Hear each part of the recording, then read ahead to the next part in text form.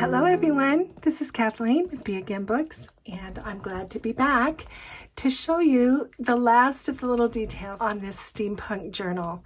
So when I finish a journal, I always go back page by page, look at it and see if there's anything that looks, a little unfinished, or that looks like it just needs a little something more. And I found 2 pages in this journal that I want to change. The first one is just right here in the beginning.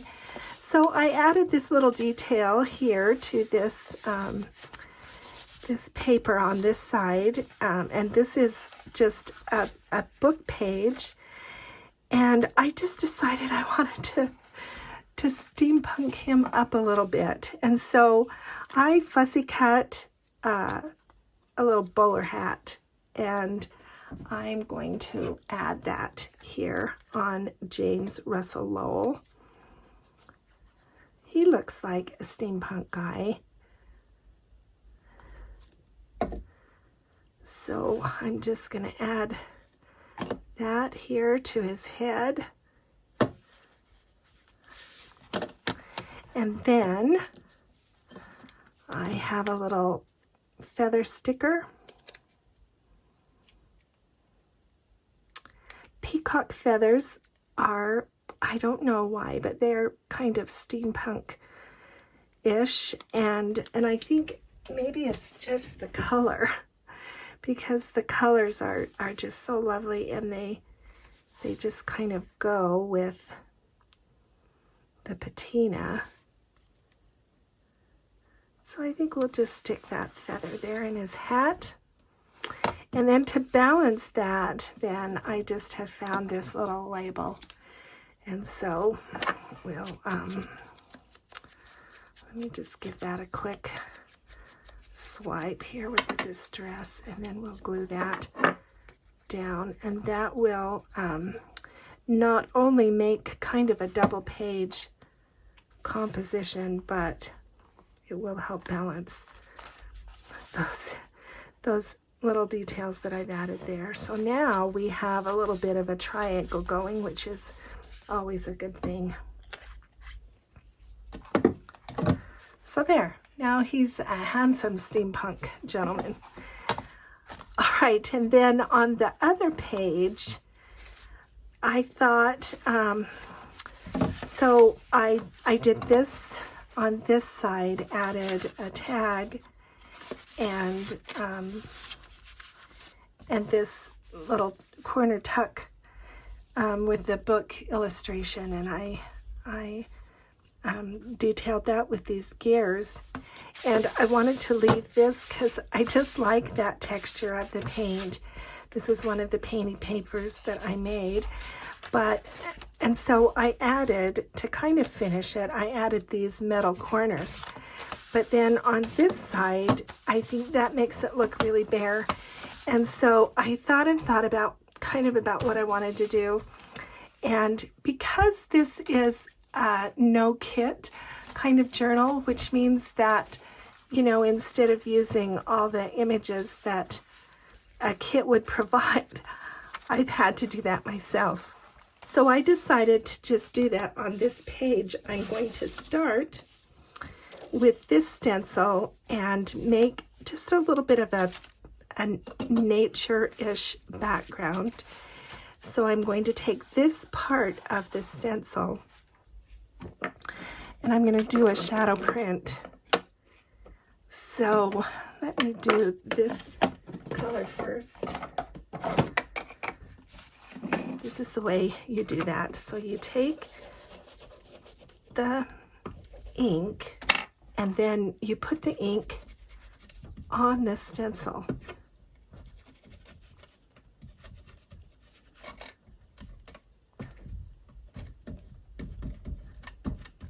You want to get a pretty good coating of it, and whichever part of the design that you like.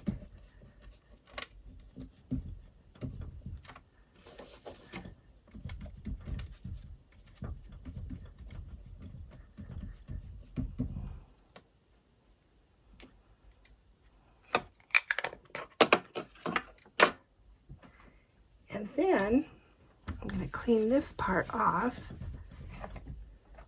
And then you just take a spray bottle and you just lightly spray that. Let it kind of sit there for a minute.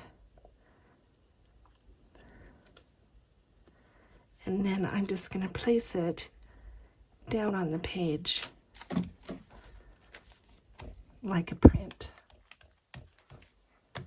kind of like a stamp.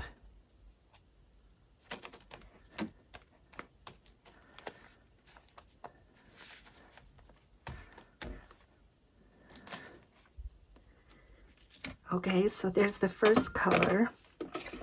Now I'm going to do the same thing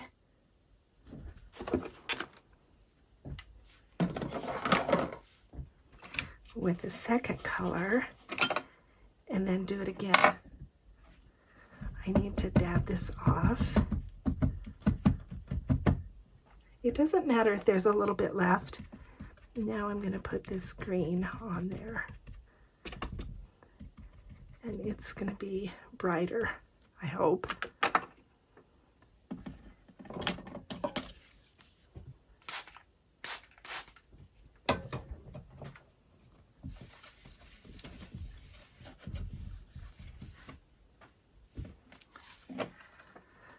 Okay, so I don't know, maybe you can see that that's damp now.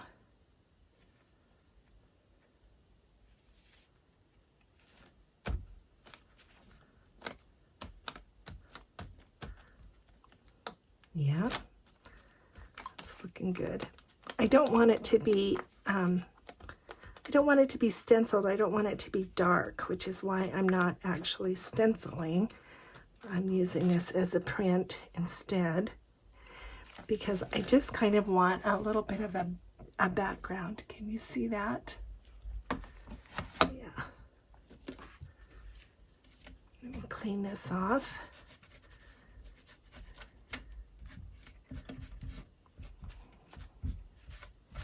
Because I want this page to still be a journal page.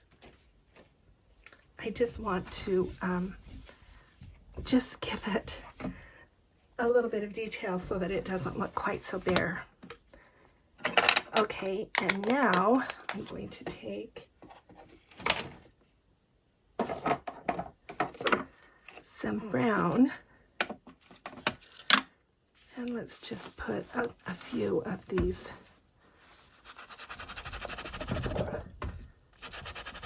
dots in the background.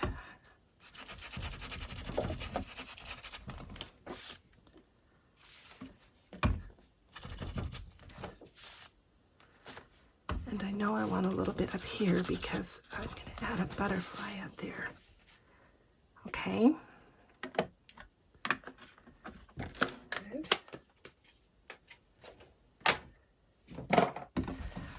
Okay, so there's the background. I like that. And now I'm going to add just these 3 little butterflies that I have made. So let me show you how I did that. I have a punch, a butterfly punch, and this is just really simple. I hardly even need to demonstrate, but I'm just going to punch out 1 butterfly, and this is some metallic paper, and this is just a scrap of my rusted painted paper.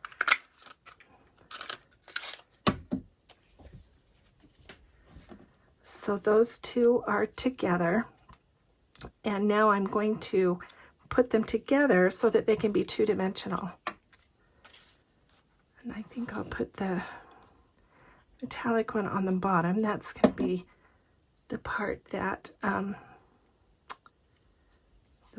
gets glued to the page.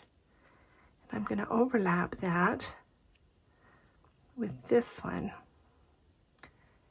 And then I'm going to take, you can see that these 3 have little clock parts. And I'm going to put another one of those here.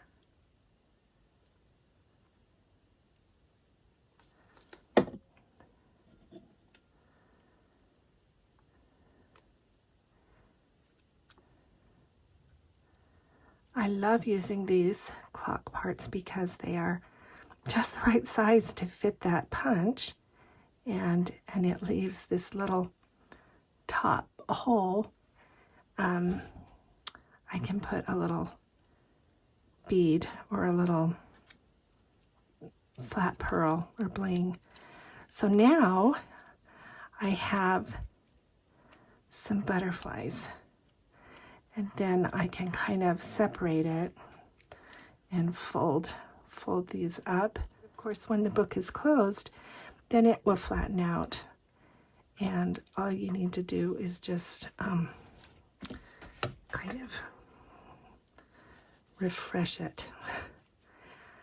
Okay, let's glue this down.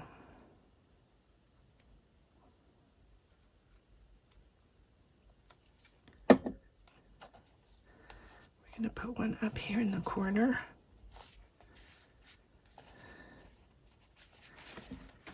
And then let's put a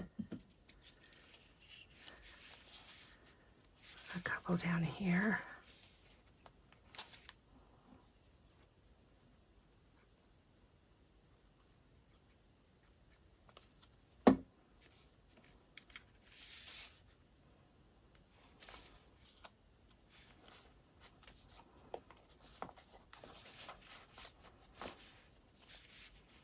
Just kind of arrange it. So as far as I know, there is not a steampunk kit out there that will look like this. This is going to be an exclusive design.